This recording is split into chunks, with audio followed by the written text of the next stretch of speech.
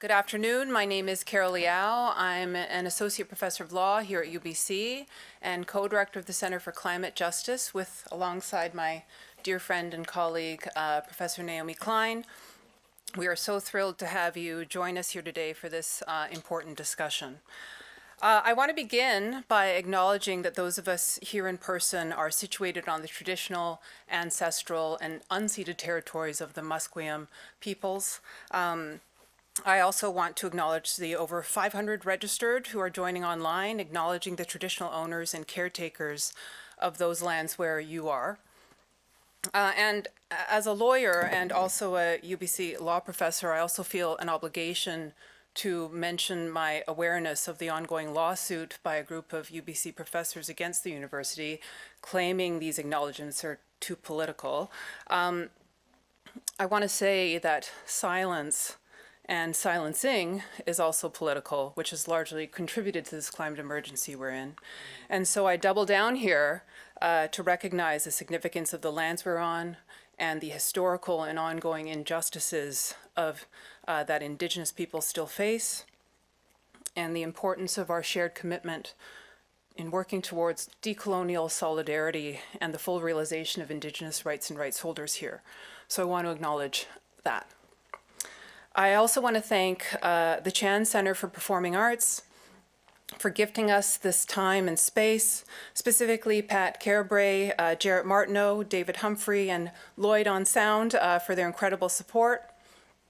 Today, we have an important discussion with some fantastic researchers and experts talking about artificial intelligence and what it holds for our future. And I want to take a moment to provide some context for why the Center for Climate Justice is hosting this event. As with any crisis, climate change is not an equal opportunity offender. Vulnerable groups bear the highest cost while having the least say in the implementation of solutions. In 2021, the Center for Climate Justice was formed to better understand and emphasize how social inequities interact with climate change and climate solutions. Our focus is in bringing together interdisciplinary researchers, community members, and movements to share knowledge and disseminate research that guides policy and enacts meaningful change. And a major component of our mandate is to communicate knowledge in a way that increases public literacy on climate justice issues that are vital to an equitable and sustainable future. We have 60 faculty affiliates, 27 postdoc and graduate affiliate students, and over the past 2 years, we have hosted and co-hosted 67 events. We've engaged over 30 community partners, and we've widely disseminated a dozen reports on housing, mining, Indigenous rights, climate policy, engaging thousands, thanks to Naomi, sometimes millions. And we have held several high-level policy discussions with those holding power and influence in political offices. And I want to give a shout out and thanks to our dream team at the CCJ, Amy Harris, Evgeny Mativ, and Margareta Kurnotova. At the CCJ, we believe that all of us, all of you, are decision makers, whether it be in our work, our day-to-day lives, or with our votes. And our hope is that with events like this, we can help each other make informed and salient decisions about climate change and its related topics, like the rise of AI. Now, artificial intelligence, and especially generative AI, has permeated society, and its implementation has been rapid, largely unregulated, and often without the consent of users. This year alone, the International Energy Agency estimates that $580 billion is being invested in data centers. This is $40 billion more than the total global investment in the oil supply. And proponents are hailing AI as the tech of the future, an unavoidable eventuality that will solve major problems, including climate change. And it's important to acknowledge that in some contexts, AI can be metamorphic. But it is equally important to make sure that this technology does not come at the cost of already struggling communities and ecosystems, or upend the values that we have and hold as a society. In our registration, we asked you what your most pressing AI concerns are, and we received over 400 responses. On the graph, you can see the top categories. They range from impacts of data centers on the environment to geopolitical issues of energy and resource extraction, to issues of the use of AI and widening power and wealth inequality, and applications to surveillance and militarism. These climate justice issues are what we are here to discuss today. Now let me introduce our incredible panel of experts. First, Dr. Stephanie Dick is an assistant professor of communication joining us from Simon Fraser University. She's a historian of science and technology, focusing on how mathematics, computing, and AI is shaping knowledge, labor, and power in the 20th century. Dr. Wendy Wong is a professor of political science and principal research chair at UBC-Okanagan. Among her many publications, she is the author of the 2024 Balsillier Prize-winning book, We, the Data, I have a physical copy here, Human Rights in the Digital Age, published by MIT Press. Dr. Hamish van der Ven is an assistant professor, sustainable business management of natural resources at the UBC Faculty of Forestry. His research focuses on sustainable supply chain governance and the impacts of online activism on business behavior. And finally, UBC Professor of Climate Justice, Naomi Klein, columnist at The Guardian, New York Times bestselling and multiple award-winning author of 9 books that have been translated into 35 languages, including Doppelganger, The Shock Doctrine, and This Changes Everything, who is working on her 10th book related to this topic and End Times Fascism.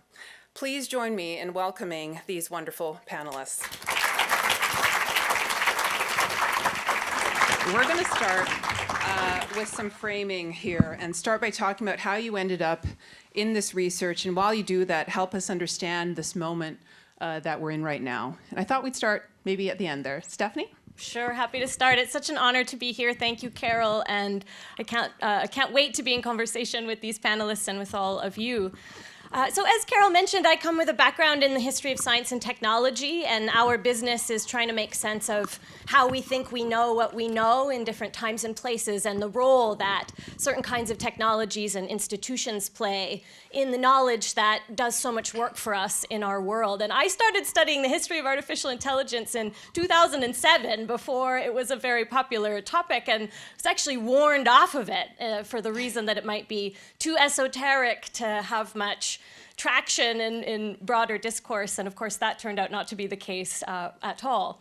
But probably the biggest through line in all of the research that I've done is that every time we say the computer has done a thing, anything, from writing a poem to identifying a face to proving a mathematical theorem or running a simulation in science, every time we celebrate this kind of automation, we have fundamentally transformed the task. We have had to transform it, translate it, reimagine it, reconceptualize it into the kind of thing that a computer can do, right? Into its languages and formalisms and its operations and constraints. And I don't think we pay nearly enough attention to what goes into those transformations while we celebrate the supposed accomplishments of our technology. So I don't see this history as one in which AI's been getting better and better, and here we are with generative AI, what do? I see it as a history in which we've been redefining more and more of our world and our concerns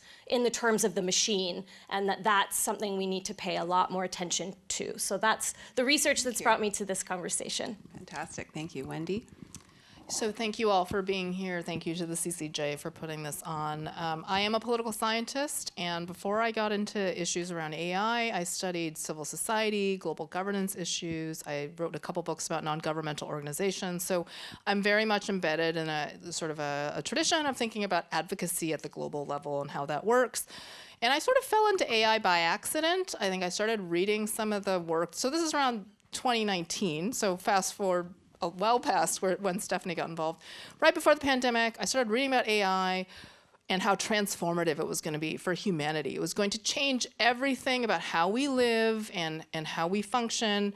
And I thought, gee, you know, given my human rights background, like you'd think they would talk about human rights as well in this process, but it was largely left out, except for some people would talk about privacy, which, by the way, is just one of many, many, many human rights we have, right? So I thought, this is pretty inadequate. And I realized it's because people tended to focus on the computing resources, or what they call compute, or the algorithms themselves, the code, and how biased and discriminatory they were. And that is part of the problem, but the data are where we are. The data describe what we think, what we do, what we want, what we value.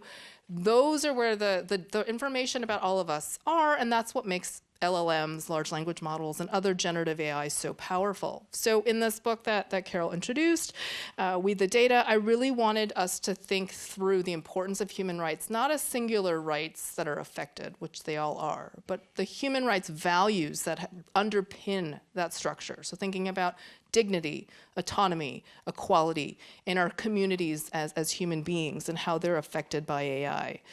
And I think one of the big messages from the book that I want to convey to everyone is that digital data about people are fundamentally different from other types of political and social challenges because they're sticky. They're sticky in a way that is literally like gum on the bottom of your shoe. They endure for a long time. They move around in our information ecosystem without much of our own knowledge typically, and we often don't even know when the data are being generated.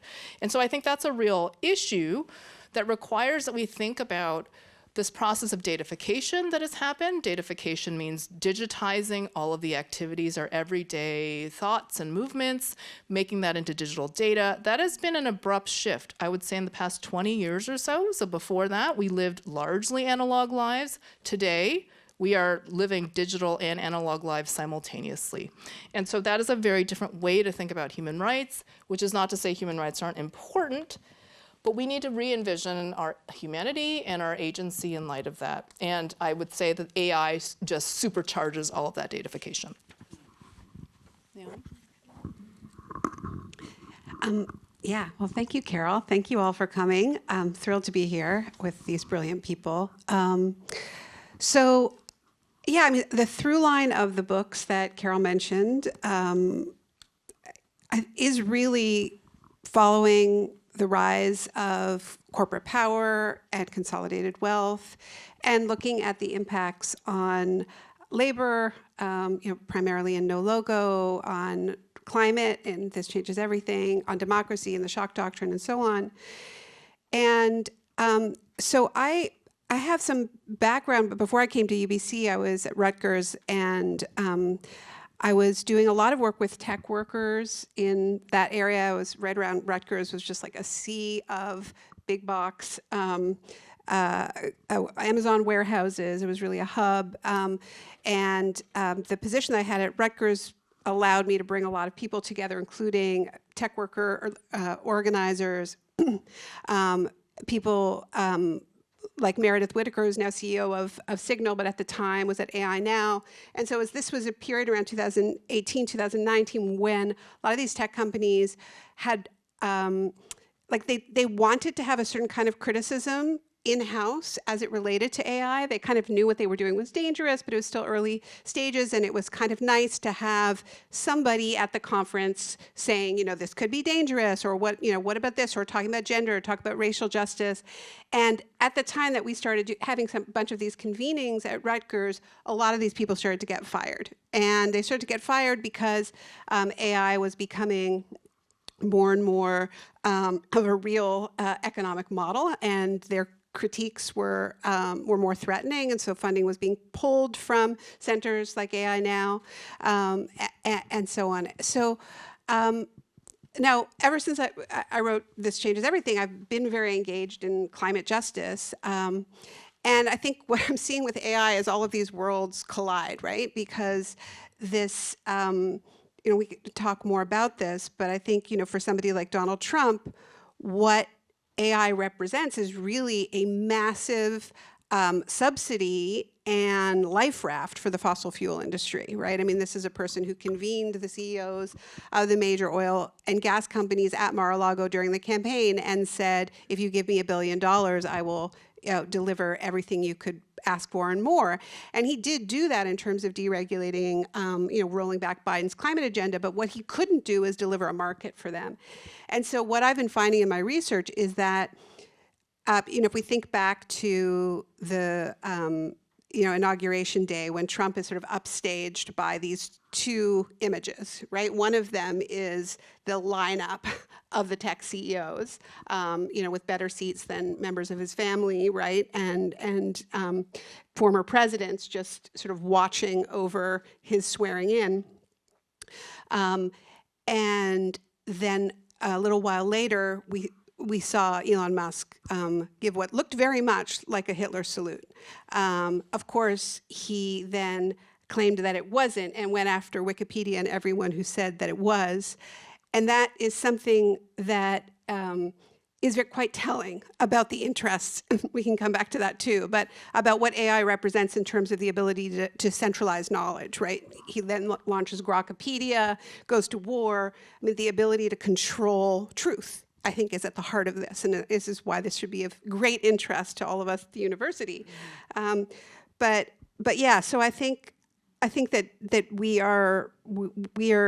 we can't understand this moment without understanding the fossil fuel side of it, and understanding what these tech companies had said about who they were as it related to climate, all the net zero targets, all of the, we are not an industrial industry, right? We are that something else, something more ephemeral, something green, something clean, and understanding that actually it was impossible to be that and also pursue the AI dream.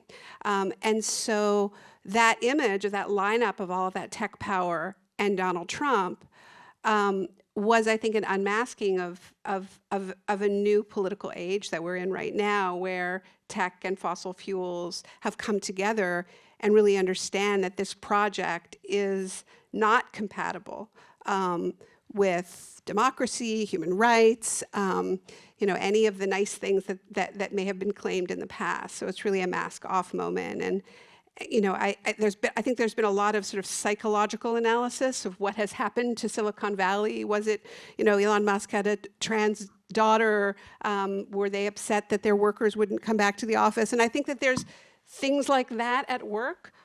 But I believe that the most important driver of it is that they know that the industry that they are all chasing is really not compatible with a democratic society. And so they have to align themselves with an authoritarian agenda. And MBS's visit to the White House is just the latest little bit of evidence. That is some definite framing. That's good. Thank you. We'll certainly unpack that in a minute. Hamish? Thank you, Carol, and wonderful to be here as well, too. So I guess similar to Wendy, I probably started thinking a little bit more about the environmental impacts of AI around the pandemic. I have this very clear memory of being at a climate justice march in 2019, and then all of a sudden, a short time later, it felt like everybody was confined to their houses and buying things on Amazon and binging Tiger King and doom scrolling, right? And so at that point, I was really thinking about some of the impacts of the digitalization of our lives on the environmental movement as a whole, and what it meant to be moving from the streets to a platform like Twitter as an environmental movement, and whether that was going to be as effective. And so I've kind of followed the environmental impacts of digital technologies from social media through cryptocurrency and now to AI. And I guess the access point for thinking about the environmental impacts of AI are really kind of the material side, which I'm sure most people in this audience know pretty well. And Carol, you mentioned in your preface as well too. The energy consumption is obviously the one most people talk about, but not to marginalize it, right? We are talking by 2026 about all the data centers in the world using roughly the same amount of electricity as Japan or Russia. We are talking about freshwater consumption. roughly a half liter of fresh water for every 100 words of output from ChatGPT, right? So this is a massive drain on our research, or our resources, sorry.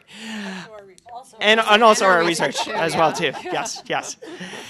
So I think where I am now and where I want to kind of steer the conversation today and pick up maybe on some of the themes that Naomi brought up as well too is on some of the indirect environmental impacts.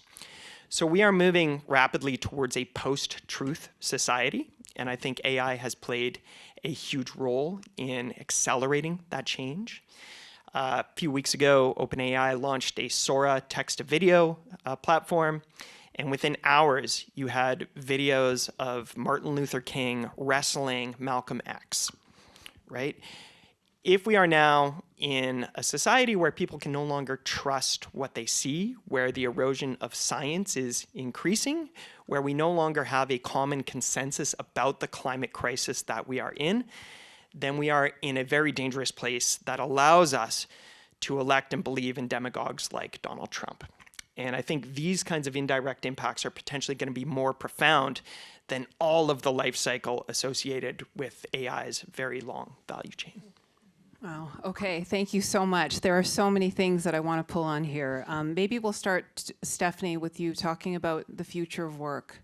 I know you've done some research there, and Oh, sure. And help us. yeah, of course. Help us crystal ball And this. it's hard to have these conversations in part because they're all so profoundly entangled, right? We Yeah. can't disconnect the conversations about climate justice from conversations about work and power and wealth. And Naomi made this excellent point that the tech industry has worked really hard and intentionally to distance themselves from industrialization.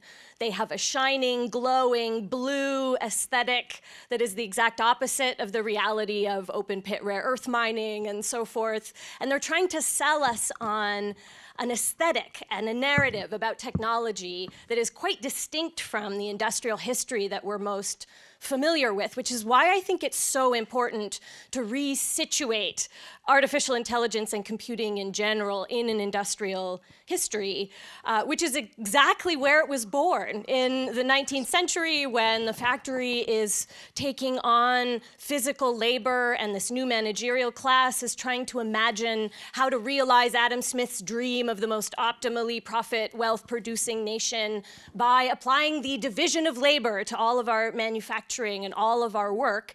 And I think most people are quite familiar with this part of the story and some of the social transformations that emerged from our attempt to automate elements of physical labor in the context of industrialization.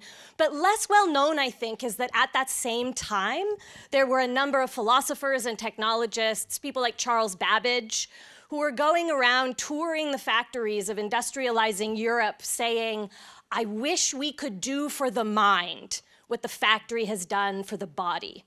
There's this class of managerial thinkers who want to be able to apply industrial and managerial optimization to thinking, newly reimagined as a kind of work, and do for the mind what the factory did for the body.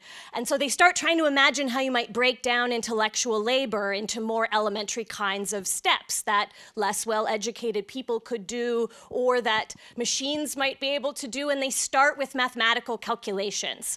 Can we do hard calculations using only addition? And then we can hire people who have less education in order to do those additions.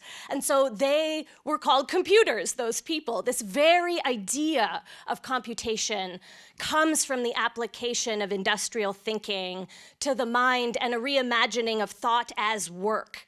And in the history of science and technology, we've largely converged on a consensus that AI is not a culmination of a history of IT and digital technologies. It's actually the culmination of a managerial project that is trying to make knowledge and skill accessible to managerial control as much as possible. And it's very explicit, right? Even before generative AI, there's explicit language in reports coming out of the Air Force and so on saying, we need to find the most efficient tool for knowledge knowledge extraction so that busy managers can get on with their important business. So I think as we see now at scale and a desire to implement our newer AI technologies, what we are also seeing is the subjection of all our data, our collective outputs, our supposed shared repositories of knowledge, now also being subjected to a managerial way of thinking. Can we use this data to be as efficient as possible at all forms of work that have economic relevance? So I've been working lots and speaking lots with labor organizers who I think are going to be an incredibly important part of how we reimagine labor going forward. But I think it's helpful for everyone to know that we are living in the long shadow of this industrial moment where we desired to make thinking and knowledge available for economic optimization. It was very explicit and intentional and is a strong through line through every paradigm and iteration of AI that we've seen. Thank you. Evgeny, I'm just getting a lot of questions here about if we can have the webinar focusing on our beautiful faces as opposed to the poster. So I don't know if that's something that you can double click on the panel. And they've said that doesn't work. So that happened too. All right. Sorry. Continuing. Talking about tech.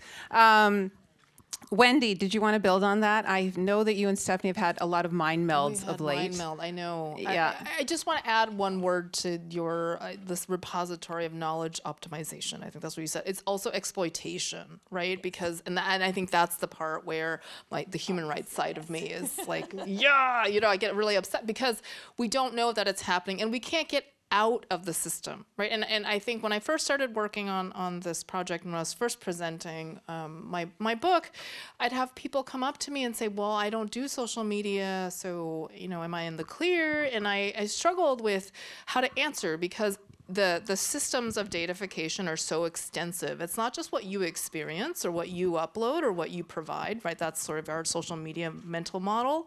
It's also on the back end. What are those social media platforms and other platforms doing with those data, and how are they sharing those data, and how are they exploiting and creating knowledge and extracting further insights? And it's also an entire economic system, right? So it's not just business to consumer, it's business to business. So think about one of the biggest tech companies out there, Salesforce. Salesforce is not something you and I typically interact with unless you are a customer manager in your day job.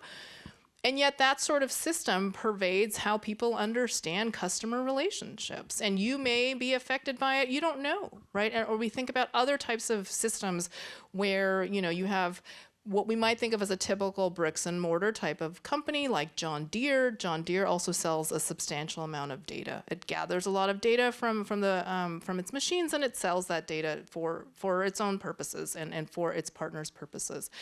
So the reason it's exploitative is because we don't have a logical exit, because we're kind of just stuck in this computational logic. And I think this is where a lot of times it is difficult when I talk about my research and then people go, well, what do we do? And I know we'll get to that, but part of it is really recognizing that the power is what Foucault might have called capillary in a sense. It reaches everywhere, and it is a logic that is premised on the supremacy of computation versus human thought. It is one that is seeped deeply in something called automation bias, right? Which is the assumption that a machine, if it produces an answer, is maybe more accurate than even a human expert. And I think that's also part of what I want to identify here. Mm-hmm. Hamish, you're a political economist. Did you want to talk a bit more about this reconfiguration of power, concentration of wealth, and then we'll let Naomi have the floor? Sure, yeah. So I think kind of pulling back to the point about indirect impacts on the environment, maybe the biggest impact is this reconfiguration of political power that we've seen with the rise of AI.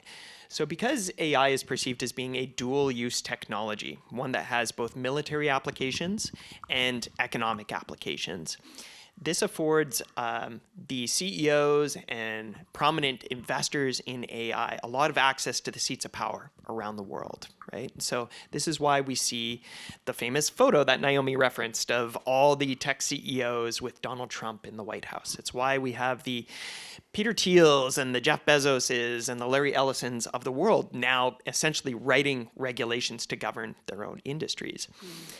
And I don't think there's been a full reckoning yet of the types of ideological baggage that these CEOs are bringing to the table, right? So these are beliefs that are fundamentally antithetical to the principles of climate justice. So if you read Mark Andreessen's Tech Optimist Manifesto, right, he talks about the Sustainable Development Goals as being a mass demoralization campaign. He says the state is the enemy to technological progress, right? You have a widespread belief in Silicon Valley in what have been called the tessarial ideologies. So the idea that transhumanism, humans are destined to merge with machines through some way, that we will colonize outer space, and long-termism, right? This belief that a human life today in 2025 has the same moral value as one a million years in the future, right?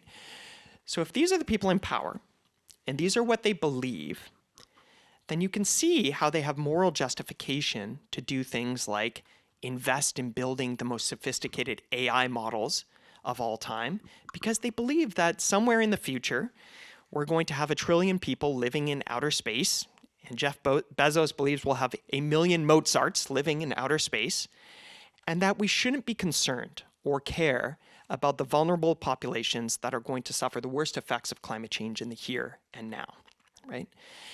And so I really do think that placing these particular ideologies so close to the levers of power is arguably going to be one of the most detrimental impacts on climate justice as a movement.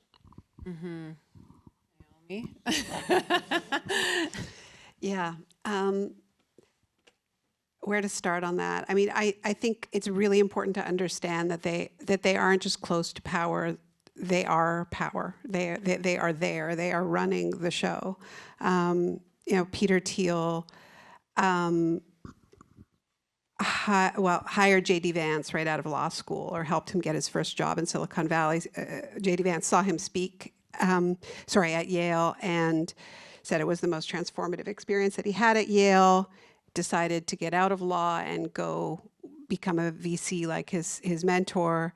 And then eventually was set up with his own venture capital firm, which was funded by Peter Thiel, Mark Andreessen, and Eric Schmidt, the former CEO of Google, who actually more than anyone else has been beating the drums on this idea of an AI arms race to beat China. He has been working with defense firms now for many years. During the pandemic, he spent the pandemic giving PowerPoint presentations to lawmakers about how disadvantaged countries like the United States and Canada were because of our privacy laws, because we couldn't have AI doctors like in China, because people in Toronto organized to kick out the Sidewalks Lab because they didn't want to live, have a big part of their city be under constant surveillance. And they were very sore about that because China had smart cities everywhere and the US was falling behind. So it was all of this AI arms race model. Then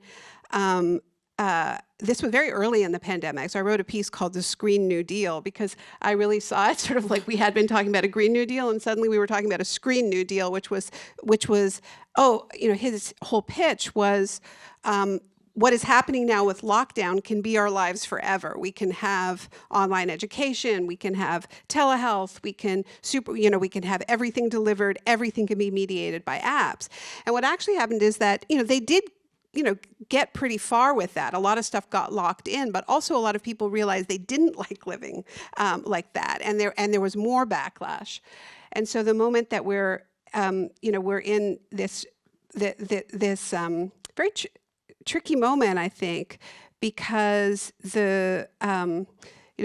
I think what starts like, if we think about the bait and switch of OpenAI, it's very telling, right? That the first wave of OpenAI and what we heard from Sam Altman when ChatGPT was launched in November 30th, launched to the public, November 30th, 2022, was, okay, this is a kind of a nonprofit company, right? And we need to trust them because this is such a powerful technology that it can't be in the private sector, right? It can't just be driven by profit. So we were supposed to trust OpenAI with this very powerful thing precisely because it wasn't all about profit, if you remember that, right?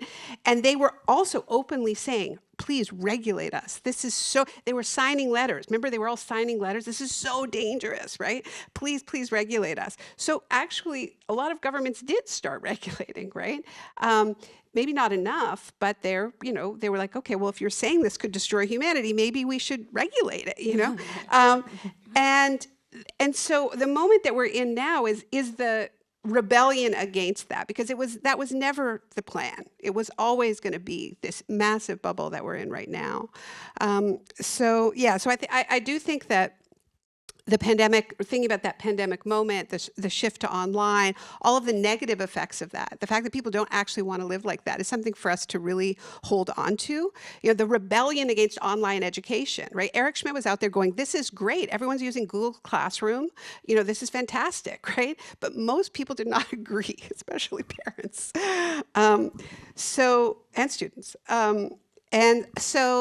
So the other thing that I would say, just because I know this is getting quite bleak, is that people generally hate this. This is the good news, okay?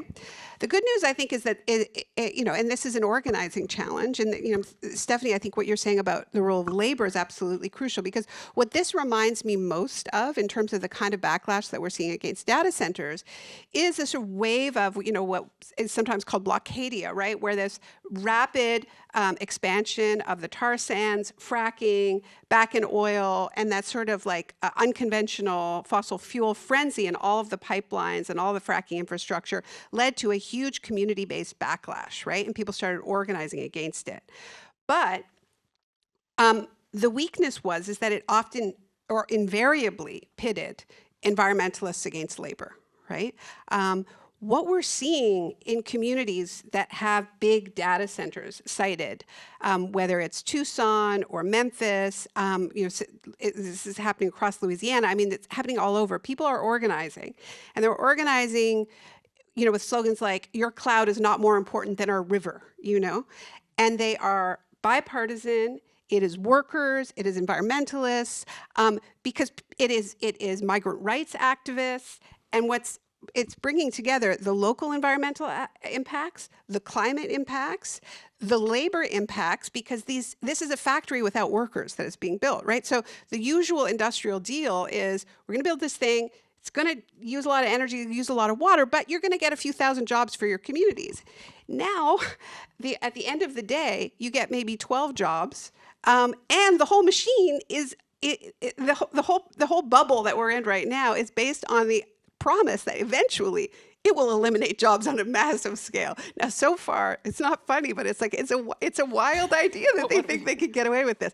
So I believe this is an organizing challenge, that if we rise to this, we can build coalitions that are larger than anything we've experienced before, because this touches all of our lives. It is not a partisan issue. I can tell you that that Trump and Steve Bannon are sweating bullets, because in the last election cycle, they saw a flip from Republican to Democrat in areas like Virginia and Georgia, and this is decisive issue where people enraged at their electricity costs because data centers were driving their electricity costs up. So I think this issue is ours to seize. I think it is a truly intersectional issue. I think it touches everything, and I think we should organize. Just the part where you said bubble, we are in a bubble, right? There's no question about that. I mean, is that the case? Because NVIDIA, I know, they own 90% of the market share in terms of computer chips, right? And I think just 3 weeks ago, they announced they're the first publicly traded company that to be worth more than $5 trillion. $5 trillion. So could we unpack that a little bit too, in terms of the financial risk that's happening right now? Stephanie or Wendy or... I mean, they're holding up the global economy right now, right? I mean, it's, the Magnificent Seven is the Magnificent Seven. This is the Google, Amazon, Meta, Apple, Microsoft, Tesla, NVIDIA. God, I got all seven. Okay. They've been holding up the S&P 500 for a long time, and if were it not for AI investment right now, the U.S. economy would not be looking so great. This is from reporting by Derek Thompson, among other people. And so, I'm not an economist. I don't know. I as a political scientist, I never make predictions, so I don't know if this is a bubble. I'll tell you after the fact, okay? But what I can say is NVIDIA also just yesterday announced better than expected earnings. And between them and Walmart, they have sort of bolstered up the projections for this year in terms of finances. And what was really striking wasn't that, to me, it was reading further down the article, it's that, that Jensen Huang has Jensen Huang runs NVIDIA, he's the CEO.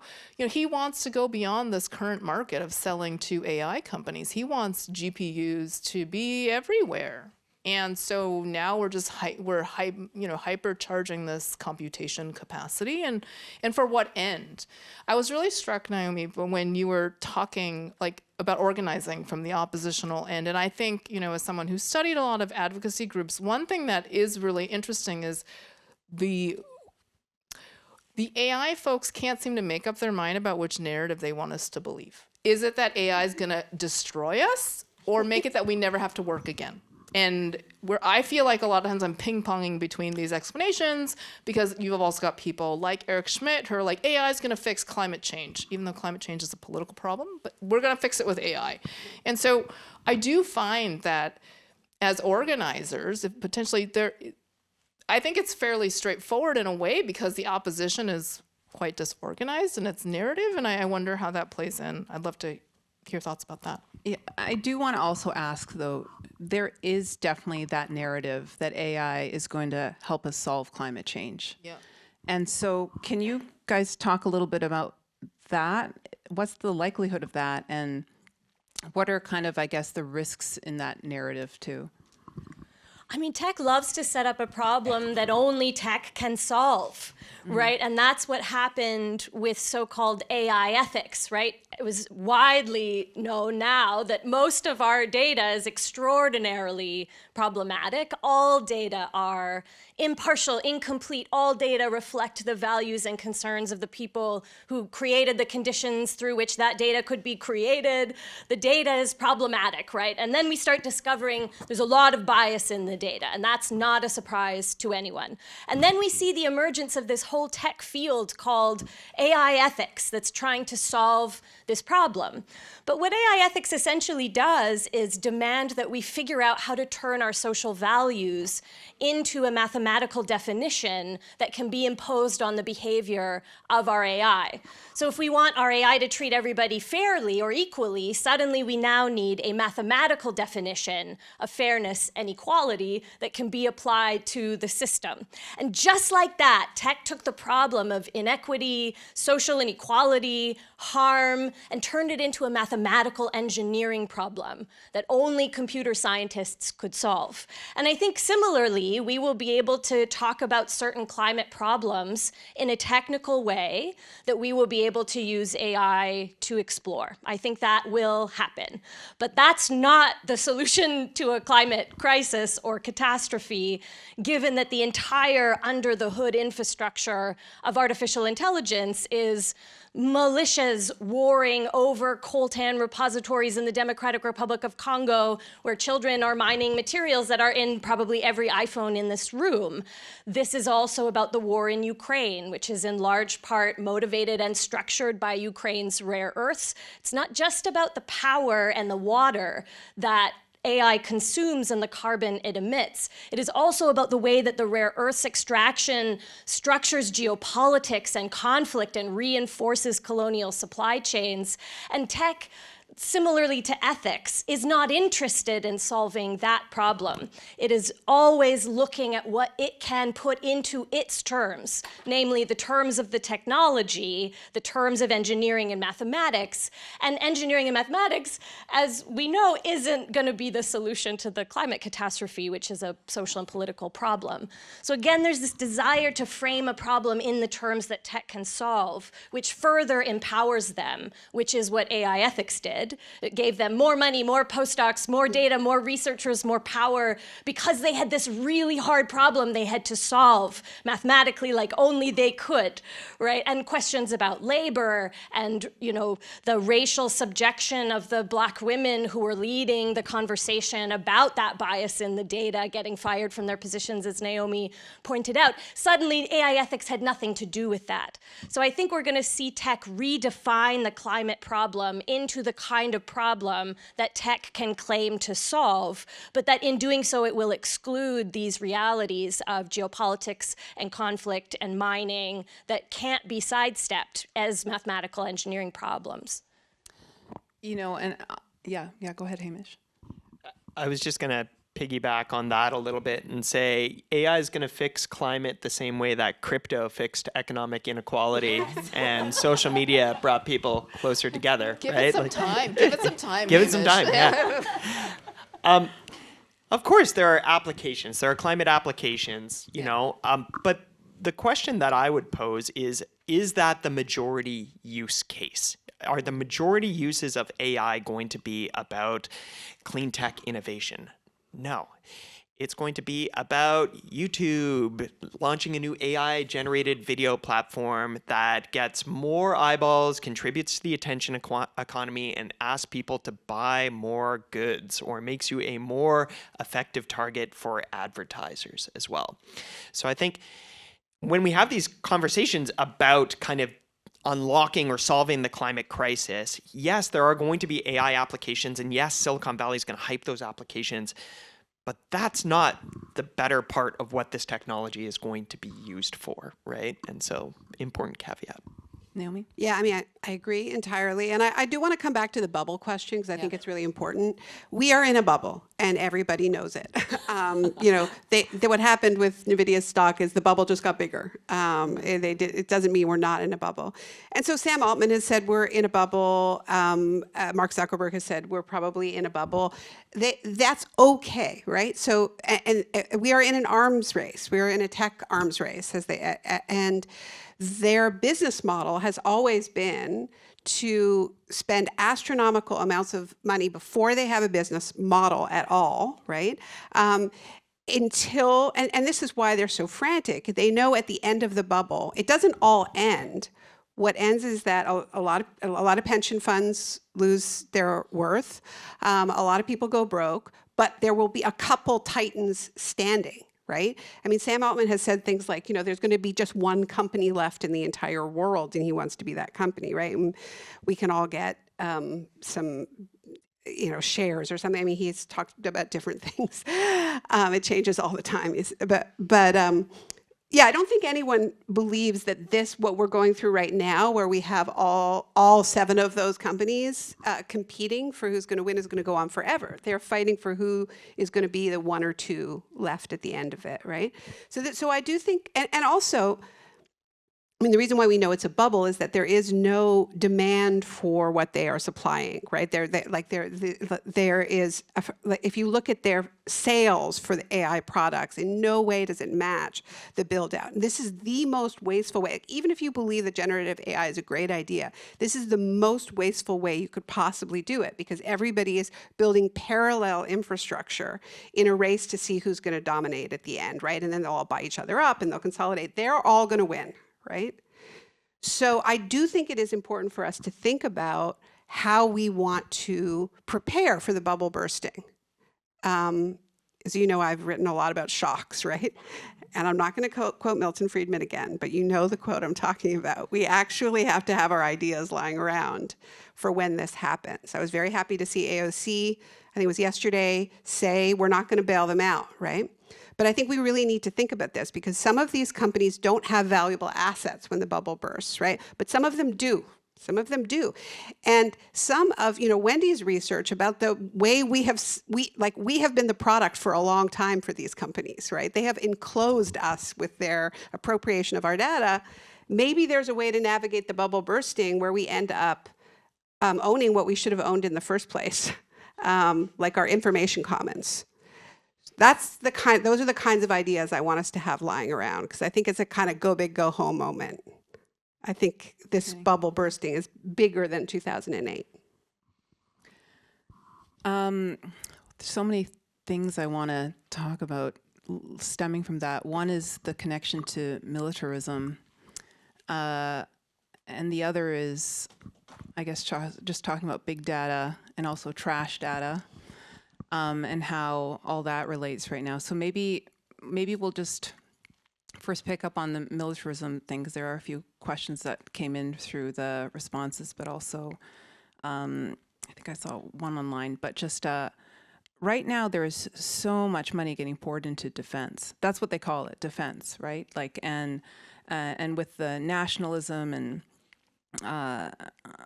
these kind of talks about elbows up, everybody can kind of feel like they can get behind defense. And I was listening very closely to a conference I was at yesterday where they use that word to sort of almost sanitize the word weapons armament and the military, but they also find it connected to climate. Do you guys have any kind of comment? Right now, they have so much money they can't even spend it all in terms of the billions of dollars that we're putting towards national defense. How, in that sense, is AI connected, and all this in terms of the geopolitics that we're happening right now and these perpetual wars that we're having? Yeah, I mean, AI has been a military project from its inception.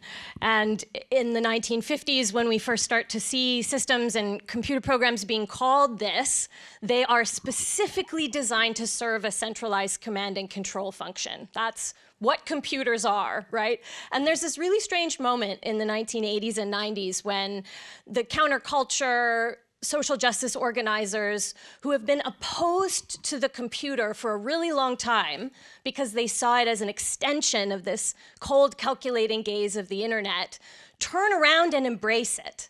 And they embrace it because of the narratives that are coming out of Silicon Valley at the end of the 20th century, saying, we have taken this military artifact and we're going to give it to you to take home to your house in the form of the personal computer, which got framed by Silicon Valley as an inherently democratizing and an inherently liberating technology. But even the very first supposedly libertarian, democratically aligned Silicon Valley tech companies that emerged in the 80s and 90s, they were all receiving DARPA funding from the Defense Advanced Research Projects Association of the American Military. Xerox PARC, you see these guys sitting around on their beanbag chairs in the 1960s selling us all on this inherently democratizing and liberatory technology that's not actually the military device you thought it was, and their startup funding comes from the exact same military streams as their predecessors had in the 50s and 60s. So I both want to emphasize that artificial intelligence was born in a military context at defense think tanks like the RAND Corporation, and the military has been the single largest investor in artificial intelligence development in the United States. And just to sort of try to connect some of these ideas together, I see a lot of these technologies as, as serving the same kind of function as our state and carceral institutions themselves. Right? Data is state power in a lot of ways. A lot of our data-driven methods have been developed by governments in the past, not scientists or statisticians, because data-driven population management has been the purview of the state for a very long time. But insofar as the state wants to maintain a status quo, so too do our AI systems. They're meant to police difference. They're meant to punish outliers. They're meant to reinforce the status quo. And so ironic, I think, that so much of what gets called innovative today is actually profoundly conservative in that way, right? It gives more power to people who already have it, reinforces control infrastructure, and every single artificial intelligence tool that we have seen developed in the last 10 years has been used to scale up human against human violence in really profound ways, and most especially in Gaza, where we saw artificial intelligence tools developed by and for the Israeli military leading to the deaths of entire families because they encoded a logic of identification and destruction in any context. And so we can see military logics at work across artificial intelligence systems, and there is a deep history of investment and development. And my take is that the other story, that there was something inherently democratizing or liberatory about these tools, was always floating on top of what was a managerial and militaristic control project, essentially, throughout the whole last century. Wendy, can you talk more about big tech and how we'd govern big tech? Or not, or I don't know. Yeah, so thanks for this question. It's sort of venturing into a project I'm working on now, which I talked about yesterday at the law school. So I'll just say a little bit about our mental models around big tech companies. So first, just to ride on Stephanie's point here, Silicon Valley is only possible because of the state, not just of military might, but because of the state funding. So Mariana Mazzucato, who's an economist in the UK, has pointed out that this device is only possible because of massive amounts of government funding, right? And so it has been privatized, but it is fundamentally a government issued item, right? Or made possible by government generosity in science research. So, you know, one of the things that I think is really problematic is the way that companies have tried to say that, you know, we're for innovation and states are for regulation and therefore unprogress or anti-progress. And I think that's a real dichotomy that needs to stop. But I also think our mental model around what big tech is, and I might have, you know, sort of fed into that by pointing out the Magnificent Seven, because that's usually what we think about as big tech. But I think that's actually a really misleading model in a way, because if you think about all those companies, those 7 magnificent companies, they all do very different things. And so how do we think about them as one type of entity or one type of business model when they're actually providing, you know, NVIDIA is the biggest outlier. They provide hardware, right? Everybody else provides some combination of hardware and platforms. And so I've started thinking about big tech companies not as names or, you know, market cap or even number of users, and really started to think about what gives them power. And I think, you know, there are alternatives out there already in terms of state regulation that tries to think about big tech. In the US, of course, we have the floundering anti-monopoly cases. In the European Union, we have a system of taxation and penalty for harm. I think what gives all big tech companies power, or at least almost all what we call big tech companies power, is their control of data collecting platforms, right? So they engage us through these platforms, and while we're engaged, they suck a ton of data, and then they do what they wish with them. And what makes a platform a really handy device is that companies that own those platforms can, you know, sell those data to other people. They can use those data to improve their products, and they can also charge you as the user for the privilege of using their platform, right? Think about Netflix, for example, and that's called a multi-sided market in economics terms. That's what gives them power, but also in the AI age, they are increasingly controlling the means of computation, which is, you know, the dominant model that we're using for advancing knowledge. And if we look at who's providing the means of computation, typically with advanced AI models, it's done through cloud computing, right? And there are 3 dominant players in the world with regard to that. The top 2 are Amazon. The top 3 are Amazon, Microsoft, and Google. Okay, so when we think about who's controlling the means of computation, how that affects power distribution, and all the things that we've been talking about here, they're all driven by data collecting platforms. I want to now just ask a little bit about the social impacts. I mean, we're all absorbing this, and sort of as a citizen, I'm also like, what do I do? What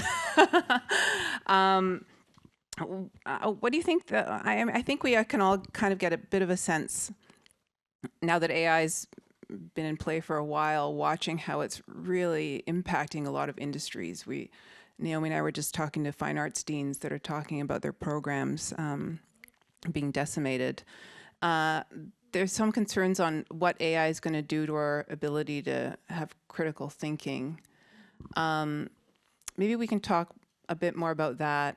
And then I'd like to talk about actions that we can that we can do moving forward. And also, just for those online and in the room, our Slido's up. Feel free to pop in any questions that you may have now, too, and I'm going to be taking a look at them and feeding them also to our speakers here. Social impacts, the ability to critically think. How are we going to preserve that? Yeah, I mean, I see some students here from my graduate seminar on fascism, and we've talked a lot about this, talked a lot about just that, when people can't think, as, Hannah Arendt reminded us, that fascism spreads. And what is happening with I think that people are robbing themselves of a really valuable, painful process, which is just the kind of, the chaos that eventually leads to some clarity, the wrestling that eventually leads to some sense making. And when you are working with an interface that can just spew out instant synthesis, right? We miss all of that, and I actually think that many of us who write articles and books and papers, we maybe haven't been honest enough about the stages of chaos that we all go through before, and the sort of pain of it before you get to that point of clarity. Like it looks so easy in a way, like from the outside. And I'm sort of deep in research right now, so just remembering, like, it's always so hard. And then at the end of it, you have this sense of calm and order that is really quite hard won. But I also think that we have to find a way of talking about it that is really recognizing that we are very deep in the wreckage of neoliberalism, and people's lives are extremely hard, overburdened, overstressed. Even, at the university, we all complain at the faculty level about all of the bureaucracy and computerization, and so the promise somebody could do it for you. If you just give all your personal information to this AI agent, it'll take all the stuff that you hate about your job away from you, right? But you have to give up everything in order to get that benefit. So I do think that, and I think we have to be careful not to repeat some of the mistakes that we have made in the past in the climate movement, where we've made people feel very accused, right? And as if they can't be a climate activist if they're not already living entirely fossil-free, perfect lives. And they're like, well, I'm not good enough to be a climate activist, right? So I think it's really important that we find a way to talk about these systems that acknowledge probably the person you're talking to has used one of these shortcuts, and that doesn't make them a bad person who wants to burn the planet. They are not equivalent to Peter Thiel, right? So I do think, and I do think that it is, my co-author, Astra Taylor, and I were interviewing a group of organizers in the Tucson area who had successfully fought off a massive Amazon data center. And they said to us, we believe this is spiritual work, that it's spiritual organizing.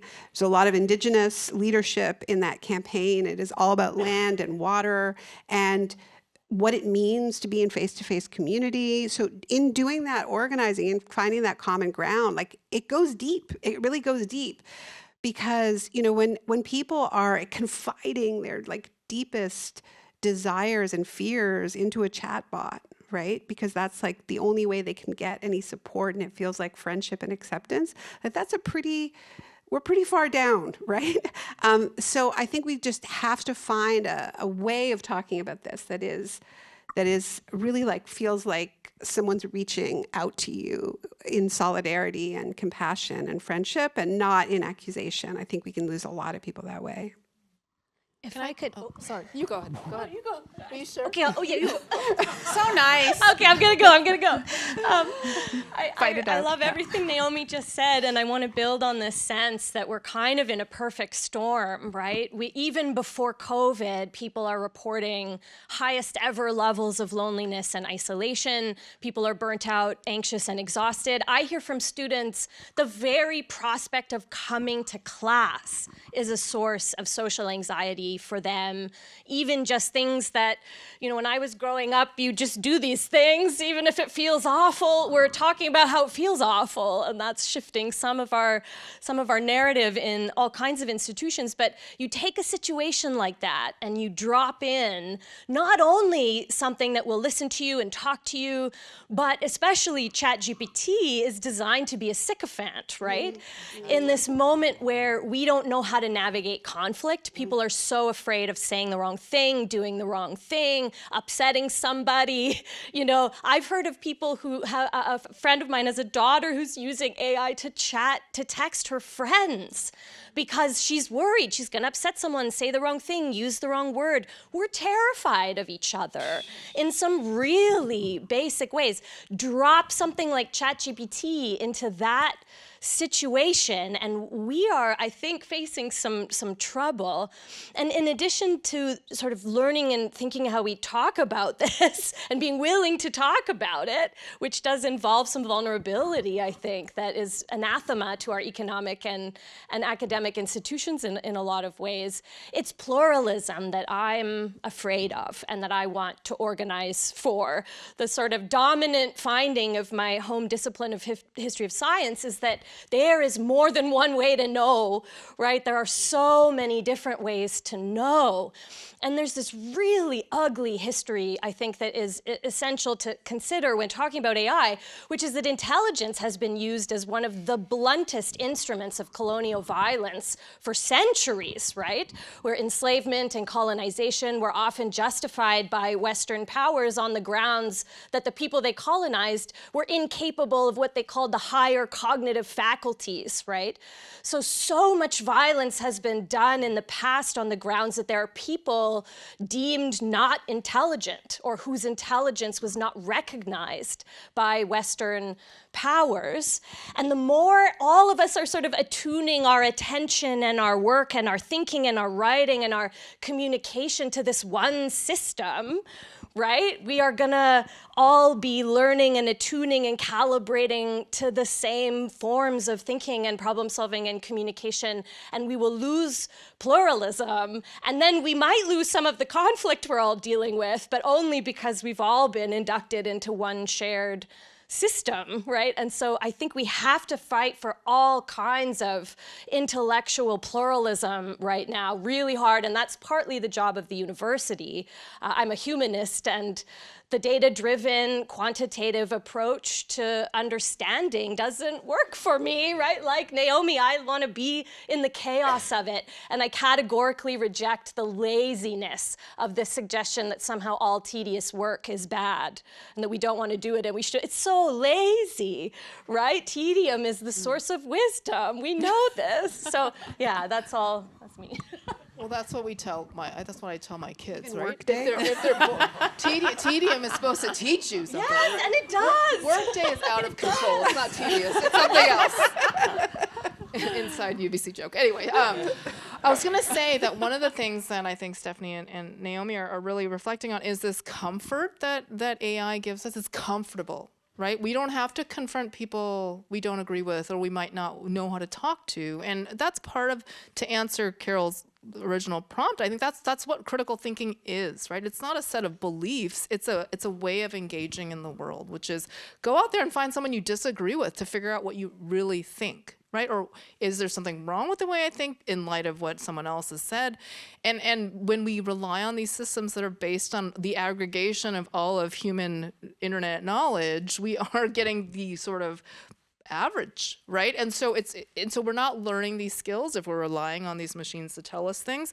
And I also want to say these beautiful interfaces that these, commercially available LLMs present really belie the fact that there's an awful lot of elbow greasing and hard labor that goes into many of these systems. Now, the most sophisticated AI systems are not hand labeled, but many AI systems have droves of people in the global south working for a pittance to label the data so that the machine can learn from that uncredited, largely still unseen human labor, stuff that many academics have talked about. Karen Howe talks about it a lot in her book, The Empire of AI. We don't recognize that enough, right? And I feel like, Naomi, we're sort of in this writing. I'm also in the middle of writing, right? And it's painful, it's messy, and you throw away a lot of stuff you write. And that's the point, right? That's learning, that's knowledge, that's synthesis. And if we're not willing to engage that way, I think we are in a real bind. Hamish? Can I I'll jump in on this great point, I think, just about the atrophying of our ability to think critically and think creatively. So my students and I wrote a paper where we asked a bunch of the most prominent chatbots to describe environmental challenges and what to do about them.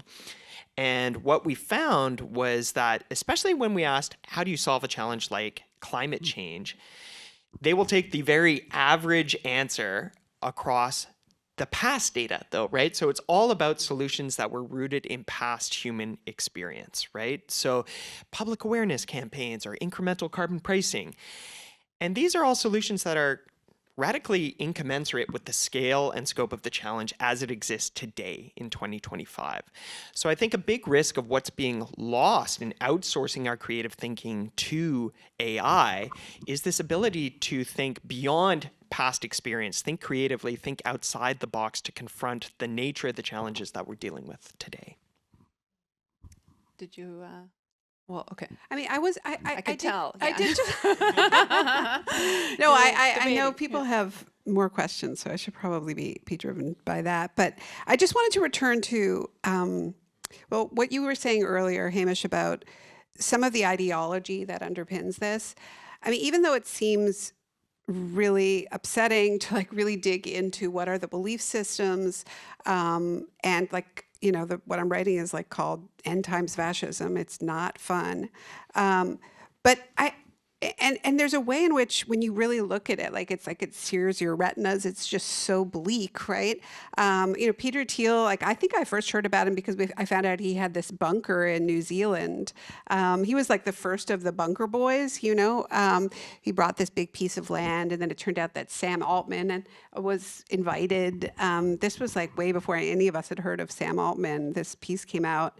And I think it's important that so many of these tech executives that we're talking about have really invested very seriously in bunkers, including Zuckerberg, and even the idea of space, colonization. What actually is the vision? I think it's less about colonizing Mars and more maybe about sort of space hotels or just kind of an exodus. But I think that there's a way in which it's less about taking their ideas super seriously and more taking their thought patterns seriously, in that this is how they propose to respond to global crises. They're intensely aware that the crises are real, right? I mean, Eric Schmidt, who's been pushing this massive energy acceleration, he has a foundation that funds climate action, right? I mean, these, think about Bezos and the Earth Challenge. I mean, it's not like they know a little, they know a lot. They know a lot. And they have decided to double and triple down. And so in a moment like that, ideologies that triage human life, that actually are openly eugenic, right? That believe that some people deserve to live and other people, it's okay if they die, and actually maybe we will kill them with our AI weapons. We're getting to this point, right? I mean, Thiel co-founded Palantir, which is rebranding hard tech, right? Elon Musk, God help us, he calls his data centers macro hard instead of Microsoft, right? It's this idea, hard tech, patriotic tech. But I think the end game is it's about hollowing out the government, right? That they have these ideas, the sovereign states, the networked state. I think what this play is like the final pillage. And so what they want to end up with, I think it's helpful to look at somebody like Eric Prince, who founded Blackwater, ended up having to be shut down, but he still has mercenary armies. He got these huge contracts under the Bush administration, and went down in scandal, but he still has all the weaponry. Like he managed to use those contracts to build an extra state army.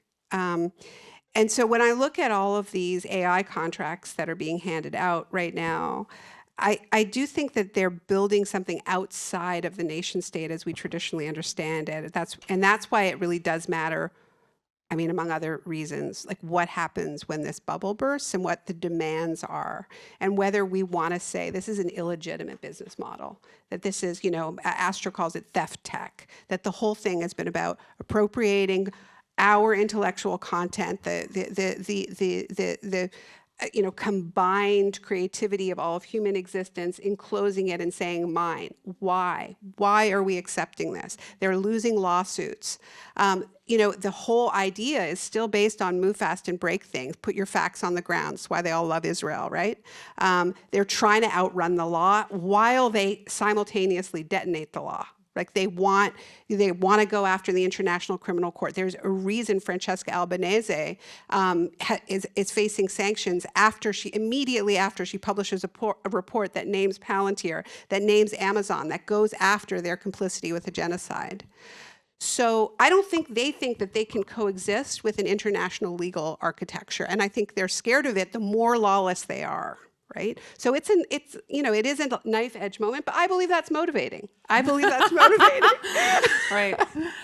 We are, I told you it would go very fast. We are almost pretty much out of time. I've tried to incorporate as many of the online questions as possible when I was chatting with you. I will say that a majority of the questions are largely like, can AI get greener and better, and what can we do, or what do we do? I want to give everyone just a chance to give a last thought, I think, like a takeaway maybe for us, because this has been a lot, right? It's a lot to absorb. And when we think about also public literacy on what's going on, how do we convey that, I suppose? How do we identify it, first of all, but also what do we do going forward? So I'll give you guys each, I'd say 30 seconds to maybe just finish up, or a minute each. How about a minute?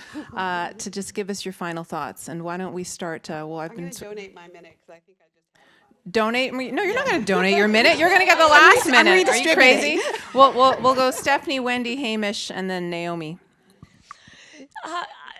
So I think for me, the takeaway is that like every single technology, we need to do a huge amount of social and political work around artificial intelligence if we're going to have any kind of version of it that we want to live with. And like Naomi, I actually am a bit optimistic too, because I think we're long overdue. We're long overdue for a real reckoning about what we do when we're in the classroom, what we do when we're at work, how we live together. We're overdue, and we're going to be forced to have that reckoning whether we want to or not. And I guess we should have our strategies ready. I have two thoughts. So in answer to all those questions about can AI get greener, AI is not a thing. AI is many things. So there are different types of AI out there that are not neural net based. We just happen to be really captivated with neural nets right now. So we can thank Jeff Hinton and all the other godfathers of AI for getting us to this neural net moment. So there are alternatives. There are people working on things that are not so data intensive or so compute intensive. And so maybe those are the places we should be looking. But the one, so Carol asked us to prepare a takeaway thought. One thing I would say is get yourselves familiar with data. Now, most people don't deal with data on a daily basis, and I know some people are like really weirded out by data, and because it's scary, it's analytical and numbers and confusing and scary. I encourage you to think about data not as binary numbers or even any numbers, but just the way that we categorize the world. And we are actually making data all the time, right? We take in information and we sort of sort it with the other things that we've experienced before, and we make predictions. Okay, so really get comfortable with data, because this is a data-driven world, and I think we need to have that mindset that we can all be data literate and data competent, and also I'm going to hide behind both Stephanie and Naomi when the movement happens. So I will follow you. Hamish. I guess my takeaway thought is the AI revolution is not a fait accompli. There's this wonderful saying from an Australian scholar named Jathan Sadowski, who says that the whole AI sector relies on the Tinkerbell effect. If you stop clapping, it goes away, right? And so I think it's really a call for all of us to interrogate whether we're being asked to use AI in our workplace, to question that, to not assume that we should be asking questions of how will we integrate AI into our workforce, but how or should we integrate AI into our workforce, right? And I think as we've established tonight, right, it's a very fragile, maybe non-existent business model. There's a reason OpenAI is trying to launch erotica for verified adults. It's because nobody will pay to use their service otherwise, right? So if we stop using it, right, it takes away all of the rationale for the massive cap expenditures that we're seeing right now. So just push back, interrogate, go listen to your friendly Neo-Luddite podcast. Awesome. Naomi. I love that. Yeah, I mean, I would just say that I agree that there are forms of AI that could end up being really valuable, and they aren't these massive large language models. They are smaller closed loop systems that are fed with good research, good data. We should fund universities, and whenever we find ourselves wondering whether what we're doing is valuable because it's possible for a machine to do it, I think we have to really kind of flip that. Like these are only as valuable as the inputs, right? And there's a reason why we're being made to feel sort of replaceable and irrelevant, because they're kind of in competition. What they want is, these companies want to be the only knowledge arbiters, right? They want it to be that centralized. So I think we need more spaces like this. I feel really grateful to you, Carol, and the whole team at CCJ for convening us. There was really overwhelming response to this. I think this has been a long time coming. So more face-to-face conversations, but also really just so happy that there are hundreds of people who decided to tune in online too. So more soon, stay tuned. And yeah, thanks. Thank you. And I'll do my final thought. I thought you were going to plug it, but Wendy mentioned Karen Howe. We'll be hosting Karen Howe March 12th at the concert hall here in this building. So save the date, and she'll be in conversation with Naomi. So this is part one of, I hope, many, many conversations talking about where we are right now in terms of AI and in connection to climate justice. So if you all could just join me in thanking these wonderful panelists today, and just thank you so much for being here. We really appreciate it. Thank you. Have a great day.